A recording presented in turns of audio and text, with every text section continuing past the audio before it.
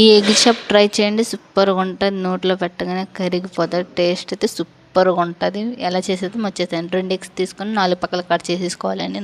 మీకు ఎలా షేప్లో కావాలంటే అలా కట్ చేసిన ఎగ్ పక్కన పెట్టుకుని ఇంకో గిన్నెలో వేసి కారం, ఉప్పు, వంట సోడా కూడా వేసేసుకో కొద్దిగా వాటర్ కూడా వేసుకొని కలిపేసుకోవాలండి.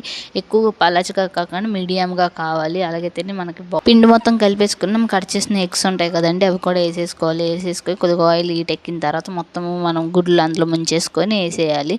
కొద్దిగా ఫ్రై అయ్యాక తీసేసుకొని మిగతావి కూడా అలాగే సేమ్ అలాగే మిగతావన్నీ వేసేసుకొని అది కొద్దిగా ఫ్రై అయ్యాక అలాగే ఎగ్స్ అన్నీ తీసేసి ఒక ప్లేట్లో ప్లేట్లో వేసేసుకొని మధ్యన కట్ చేసుకోవాలండి. ఎగ్స్ మధ్యన కట్ చేసుకొని ఉల్లిపాయ వేసుకొని కొత్తిమీర కూడా యాడ్ చేసి ఉంటే ఇంకా బాగుంది. నా దగ్గర కొత్తిమీర లేదు కాబట్టి నేను ఉల్లిపాయ వేసినాను. ఉల్లిపాయ అది వేసుకొని తింటుంటే అబ్బబ్బా సూపర్గా ఉంది. మీరు కూడా ట్రై చేయండి, సూపర్గా ఉంటుంది. ఉంటాను, బాయ్ బాయ్, సబ్స్క్రైబ్.